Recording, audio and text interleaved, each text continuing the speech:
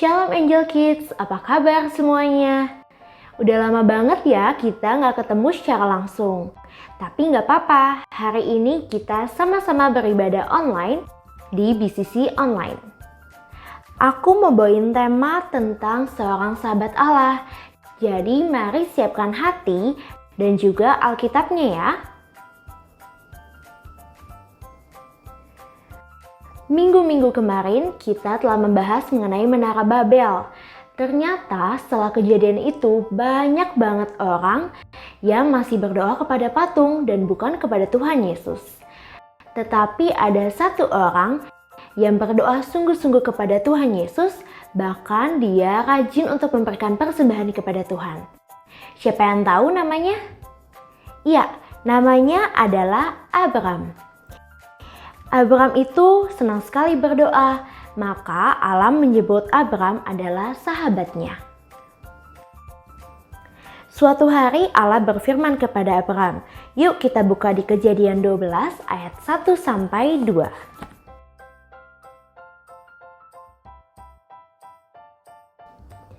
Kita baca bersama-sama ya. Berfirmanlah Tuhan kepada Abraham, pergilah dari negerimu dan dari sanak saudaramu dan dari rumah bapamu ini ke negeri yang akan kutunjukkan kepadamu. Aku akan membuat engkau menjadi bangsa yang besar dan memberkati engkau serta membuat namamu masyhur dan engkau akan menjadi berkat. Setelah Allah berfirman, Abraham langsung menyuruh hamba-hambanya untuk mempersiapkan setiap barang yang akan dibawa. Karena Abraham itu adalah orang yang sangat-sangat kaya dan berkelimpahan harta. Dia membawa emas, perak, domba, bahkan untanya. Tidak lupa, Abraham juga memberitahu Sarai istrinya dan juga Lot keponakannya.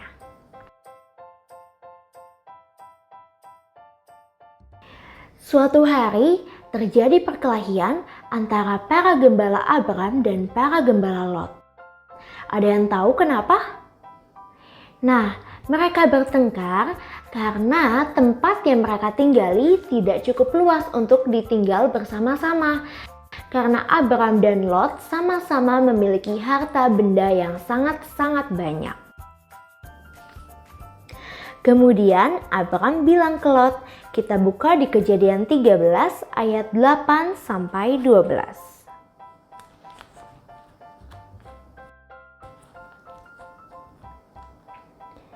Aku bacakan ya. Maka berkatalah Abraham kepada Lot, janganlah kiranya ada perkelahian antara aku dan engkau dan antara para gembalaku dan para gembalamu, sebab kita ini kerabat. Bukankah seluruh negeri ini terbuka untuk engkau? Baiklah, pisahkanlah dirimu daripadaku. Jika engkau ke kiri, maka aku ke kanan. Jika engkau ke kanan, maka aku ke kiri. Lalu Lot melayangkan pandangnya dan dilihatnya lah bahwa seluruh lembah Yordan banyak airnya, seperti taman Tuhan, seperti tanah Mesir sampai ke Zoar. Hal itu terjadi sebelum Tuhan memusnahkan Sodom dan Gomora. Sebab itu Lot memilih baginya seluruh lembah Yordan itu, lalu ia berangkat ke sebelah timur, dan mereka berpisah. Abraham menetap di tanah Kanaan, tetapi Lot menetap di kota-kota lembah Yordan, dan berkemah di dekat Sodom. Nah, setelah mereka berpisah, kita bisa baca di Kejadian 13 ayat 14-16.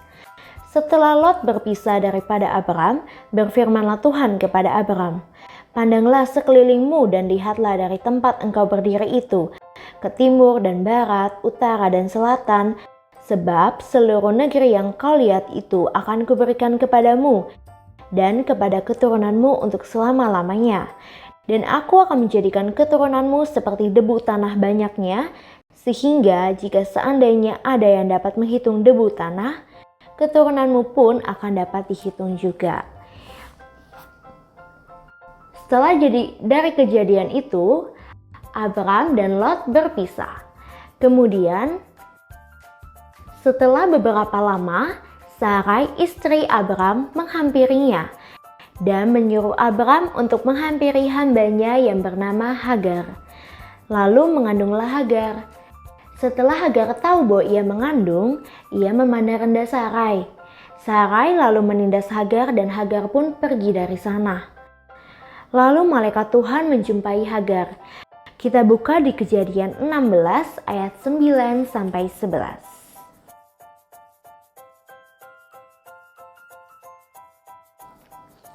Aku bacakan ya. Lalu kata malaikat Tuhan itu kepadanya, "Kembalilah kepada nyonyamu, biarkanlah engkau ditindas di bawah kekuasaannya."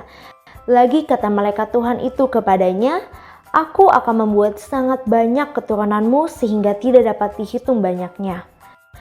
Selanjutnya kata malaikat Tuhan itu kepadanya, "Engkau mengandung dan akan melahirkan seorang anak laki-laki dan akan menamainya Ismail.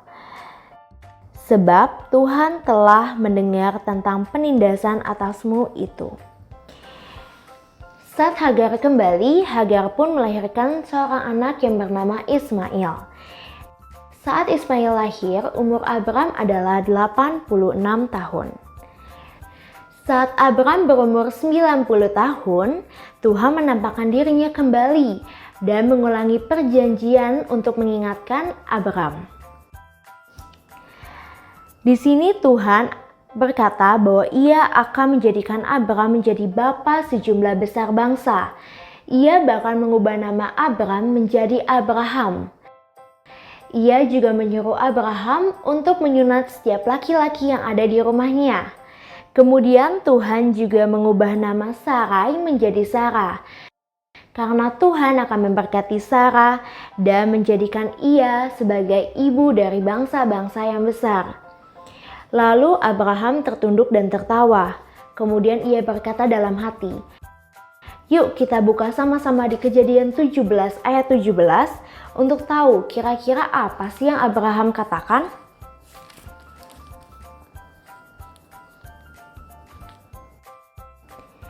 Lalu tertunduklah Abraham dan tertawa, serta berkata dalam hatinya, "Mungkinkah bagi seorang yang berumur 100 tahun dilahirkan seorang anak? Dan mungkinkah Sarah yang telah berumur 90 tahun itu melahirkan seorang anak?" Kemudian kita baca di ayat 18 sampai 21, dan Abraham berkata kepada Allah, sekiranya Ismail diperkenankan hidup di hadapanmu." Tetapi Allah berfirman, "Tidak, melainkan istrimu Sarah yang akan melahirkan anak laki-laki bagimu, dan engkau akan menamai dia Ishak. Dan aku akan mengadakan perjanjianku dengan dia menjadi perjanjian yang kekal untuk keturunannya. Tentang Ismail, aku telah mendengarkan permintaanmu. Ia akan kuberkati, kubuat beranak cucu dan sangat banyak.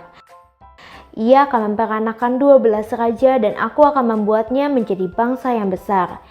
Tetapi perjanjianku akan kuadakan dengan Ishak, yang akan dilahirkan Sarah bagimu tahun yang akan datang pada waktu seperti ini juga."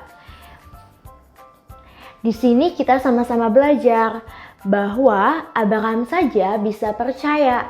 Awalnya dia nggak percaya dengan janji Tuhan, tapi dia setia dan menunggu untuk janji Tuhan digenapi padanya. Sama seperti dengan kondisi kita saat ini, karena ada virus corona, kita harus di rumah, kita nggak bisa pergi-pergi, bahkan kumpul-kumpul dengan keluarga besar. Kita ibadah dan sekolah juga harus di rumah atau bahkan dengan secara online, tapi kita harus percaya dan kita harus yakin bahwa Tuhan akan selalu menyertai, melindungi, dan pasti ada saatnya bahwa virus corona akan berhenti. Asal kita tetap percaya dan melakukan apa yang menjadi tanggung jawab kita. Kalau misalkan kita sekolah di rumah, berarti kita harus tetap mengerjakan setiap tugas dan tanggung jawab yang telah diberikan. Hari ini aku udah selesai bawa firman mengenai seorang sahabat Allah. Untuk kelanjutannya dapat dilihat di BCC Online berikutnya. Yuk kita sama-sama bersama tutup Alkitab kita dan kita siapkan hati kita untuk berdoa bersama. Kita sama-sama tutup mata, kita lipat tangan, kita berdoa.